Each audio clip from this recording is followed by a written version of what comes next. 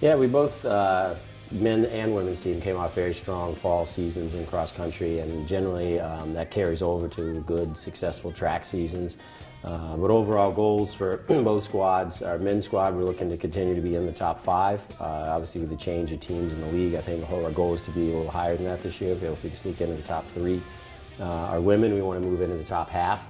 We lost a number of people on both the men's and women's squads last year, especially in the middle distance groups that we're going to have to replace this year, but we brought in a nice young group of middle distance guys, and we have young girls that are stepping up on the girls' side to hopefully replace those that we lost. We have a good schedule set up. The meets that we point to obviously are later in the season. What we try and do is have our first two meets this season just to kind of get the rust out, figure out a couple things where we're headed, and then towards the end of the meet, when we go up to our last two meets, we go to Columbia on February 1st, which is at the Armory. Then the following weekend, we'll go to a meet at Yale.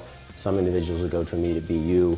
Those two meets are where we're looking to run some fast times, to put our kids at the top of the conference list and to set ourselves up going into conference that, hey, we have a lot of individuals that are competing to be an A10 champ or competing to at least score some points. So last year, Alfredo Santana was the only second person in the history of the conference to win, to have on his resume all conference performer of the meet. He was a cross-country performer of the meet. He was indoor male performer of the meet, and he was outdoor male performer of the meet, and that's only been done one other time in the history of the league. So he has obviously that to back up. He didn't have cross country, so he's not going to be the cross country performer of the meet, but obviously he wants to defend being the best track runner on the indoor and outdoor track at conference meet. And then Megan McGlinchey, our goal on the women's side, which has never been done at LaSalle, is to have a representative at the NCAA championships for all three seasons. Michelle Capozzi made it for cross.